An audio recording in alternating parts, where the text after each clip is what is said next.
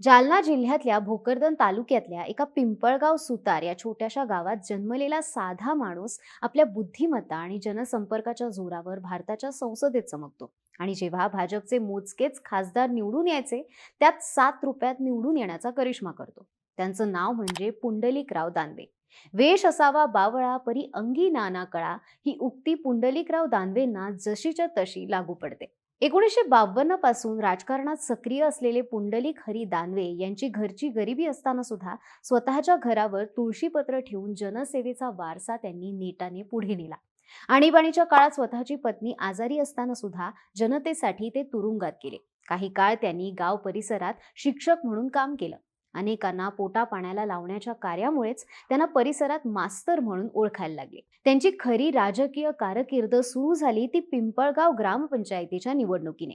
पिंपळगाव ग्रामपंचायतीचे बिनविरोध 15 वर्ष सरपंच, विविध कार्यकारी सोसायटीचे 15 वर्ष चेअरमन या पदावरून अत्यंत प्रतिकूल परिस्थितीत त्यांनी आपली राजकीय कारकीर्द फुलवली.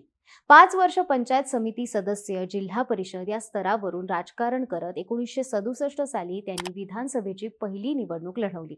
या विधानसभेच्या निवडणुकीत त्यांनी 60 रुपये खर्च केले होते. ही निवडणूक त्यावेळी खूप गाजली. त्यावेळी काँग्रेसच्या बालेकिल्ल्यात घुसून पुंडलिक हरी दानवे बैलगाडीने प्रचार करत होते, तर विरोधकांचा प्रचार मोटारीने सुरू होता. निवडणूक लढवली त्यावेळी त्यांचा अवघ्या 1500 मतांनी पराभव झाला. पण लोकांच्या ही निवडणूक भलतीच लक्षात राहिली. 1972ला त्यांनी पुन्हा विधानसभा निवडणूक लढवली, मात्र तेव्हाही ते पराभूत झाले. त्यावेळी पराभवाने खचून न जाता त्यांनी आपलं काम सुरूच ठेवलं. 1977 साली जनता पार्टीच्या तिकिटावर त्यांनी लोकसभेची निवडणूक लढवली. ती निवडणूक लढवताना दानवेंच्या खिशात अवघे 7 रुपये असताना जनता पक्षाने उमेदवारी दिली. त्यांनी प्रचार सुरू केला. मतदारसंघातल्या एखाद्या गावात जायचं, तिथल्या 2 चांगल्या माणसांकडे निरोप द्यायचा. ती माणसं त्यांच्या त्यांच्या गावात दानवेंच्या उमेदवारी संदर्भात माहिती द्यायची आणि नंतर मतदानही करायची. लोक कोणत्याही अपेक्षेशिवाय दिलेला शब्द पाळायचे. जान जाए पर वचन न जाए या तत्वाने लोक वागायचे. प्रचार सुरू केल्यानंतर दानवे स्वतः सुद्धा गावागावात जाऊन भेटी घ्यायचे. कधी बैलगाडी तर कधी पायी असं रात्रंदिवस ते आपल्या मोजक्या कार्यकर्त्यांसोबत फिरायचे. सोबतचे लोकही स्वतः घरून भाकरी घेऊन यायचे. आणीबाणीमुळे भरडल्या गेलेल्या लोकांचा चांगला प्रतिसाद मिळत होता. याचाच परिणाम म्हणजे तत्कालीन पंतप्रधान इंदिरा गांधी यांचे निकटवर्तीय तथा माजी महसूल मंत्री माणिकराव दादा पालोदकर यांचा पराभव करत जालना जिल्ह्याचा खासदार होण्याचा मान दानवेंनी मिळवला. त्या काळी भाजपसारख्या पक्षाचं प्राबल्य नसताना गावोगाव फिरून त्यांनी भाजप उभी केली.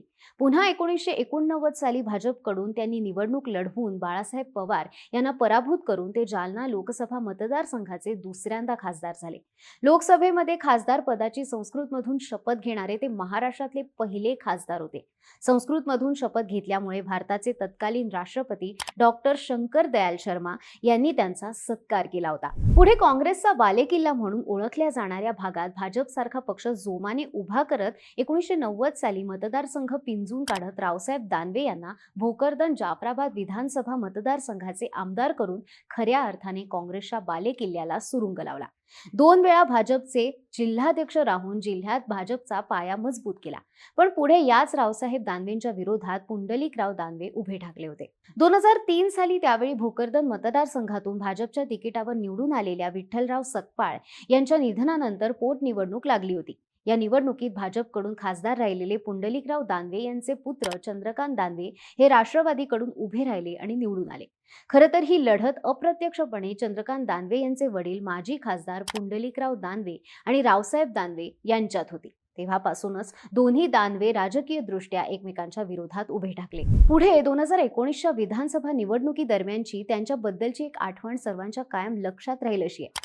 पुंडलिकराव दानवे आपला मुलगा चंद्रकांत दानवे यांच्यासाठी 2019च्या विधानसभा निवडणुकीच्या प्रचारात सक्रिय होते.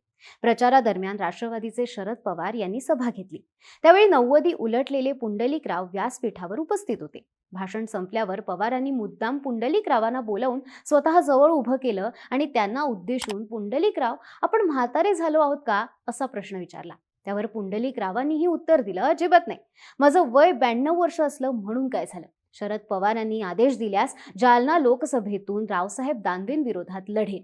ही गुरु शिष्याची नाही तर राम रावणाची लढाई होई. संघर्ष काय आणि कसा असावा याचं मूर्तिमंत उदाहरण म्हणजे पुंडलिक हरी दानवे. आणीबाणीच्या काळातला तुरुंगवास असो की राजकारणातले चढ उतार असो, त्यांनी त्यांच्या तत्वाशी कधीच तडजोड केली नाही. हा किस्सा तुम्हाला कसा वाटला आम्हाला कमेंट करून नक्की सांगा. आणि अशाच राजकीय किस्सांसाठी बोलबिडूच्या YouTube चॅनलला सबस्क्राईब करायला विसरू नका.